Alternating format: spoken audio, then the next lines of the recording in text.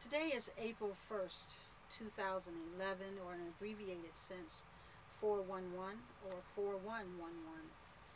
And I had a powerful message come through. Many of you know that I have these four angels that have been with me all my life that I refer to as the grandmothers. And they have, last night and this morning, brought forward a very simple but powerful message. And I want to send this out to the world because at a time when there's so many things going on that get outpictured as disaster, that get pictured as trouble and strife to such a degree, and we hear talks of Armageddon, and we hear talks of, the last days and those kinds of things. I want to make sure that their perspective is anchored in all of this, and hopefully their message will reach those who are meant to be reached today and in the future as this message is played. Last night in my dreams, I journeyed with a young lady, a little girl, and this little girl had come close to a near-death experience.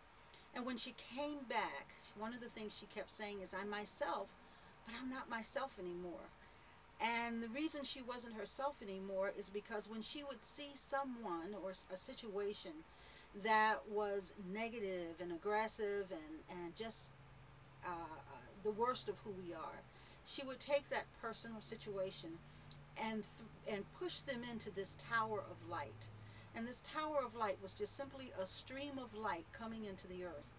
And then they could only stay for a few minutes, and then, not even a few minutes, a few seconds, and then she pushed them back out again. And what she was saying to me through this dream was that our job now is to focus on the light, to focus on the wholeness of all things, and to recognize that all things can be transformed by that focus on what is whole and what is good and what is right. And it's our job now to push those things into the light. Allow them to go their own way, but at least to push now for the light, for wholeness. And in the second dream, I had a dream where I was in a sacred circle, and I was carrying the pipe across my back. And when I got to where the elders were sitting, I recognized some of the elders. And they recognized me, and they called out to me to come up where they were. And when I started walking forward, one of the elders that I recognized was Mr. McClure, began the ancient Hawaiian chanting. And as he did, everybody in the circle bowed down as I walked forward to them. And when I got to them, I bent down to prostrate myself before them. In other words, got down on my knee and placed my head at their feet. And as I was coming up, there was this little thing, looked like a snake, trying to come up out of the ground, and it was wiggling straight up. And I had my pipe in my hand, so I pushed it down. I didn't want it to disrupt the ceremony. And then there were two women who came up, and they saw it, and then they started to try to kill it.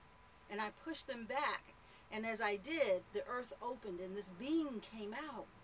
And this being looked sort of reptilian in a way, but it had wings, and it had the most beautiful angelic face. And it was sort of a bronze complexion. And as I held the face, we looked at each other and we just laughed. There was so much joy because we were reuniting, and I recognized who this being was, and we embraced each other. And in the moment of embracing, he says to me, "Ooh, that smells good." I had some lotion on or something, and so started to act out in a way that was like, could be perceived as aggressive. And I held him, and I told the elders what was going on. And the message from that dream was, we're in a time of birthing. So all that looks like destruction right now is not destruction, it's actually the birthing process. And so during this time, there are going to be things that will have to be let go. And we don't know the full extent of that. And unfortunately, in the midst of that, there will be life and property and aspects of Mother Earth that will go through great transformation. But it's not destruction in the sense of the end. It's actually a birthing now that we're in the midst of, that's birthing what's necessary. Sometimes disasters may in fact awaken us to our own humanity, whether we're on the inside looking out or the outside looking in. It also may be about reordering our priorities at a corporate governmental level. In other words, power and greed is shifting. It's losing its grip right now, especially power and greed at the expense of what is right, what is righteous, at the expense of humanity and Mother Earth. So, but as we're going through this birthing process, we have to hold what is being birthed so close to our hearts that in its outpicturing of what looks like bad, we hold it as it matures. And so as it matures, then it will be able to spread its wings and fly and to help in the resurrection of humanity and of the world in which we live now, so that all those who suffer because of power and greed, because of any situation that is less than whole and less than righteous, will be righted. That's what time it is. So as we're embraced in our conversations, or we are engaged in conversations about what's going on, let's be mindful that our job now is to focus on the light. So regardless of what it looks like, we have to keep speaking to the highest state of all things. So we have to find the light in all situations. And I'll give some examples that might be helpful.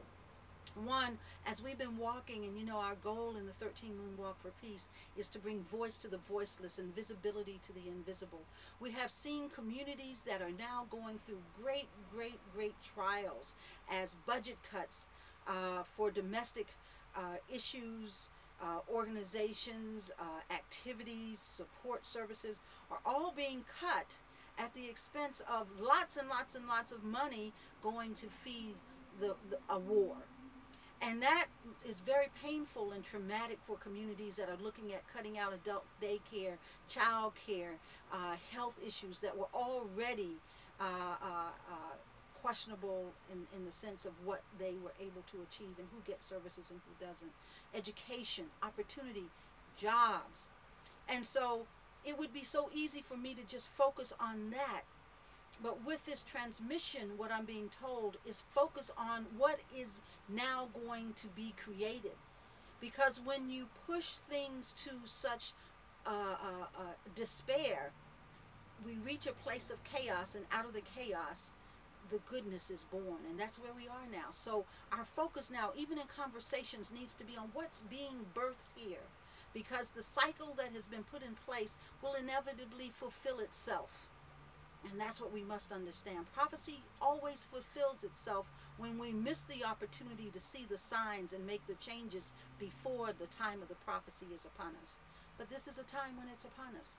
So what do? We focus on the fact that as we are rebirthing now, that the light is coming in. And when we say the light, that's the light of righteousness and justice and peace and harmony and love and compassion. All those things that will transform the world we live in what may come in a moment, in an instant, as change begets change, begets change. The seeds are planted. Let us nurture those seeds. Let us build up and on fertile ground that which is coming forward. And from that, I'd like to say peace, be wise, be courageous, be loving, be compassionate, be what it is you want to see in the world. Ashe.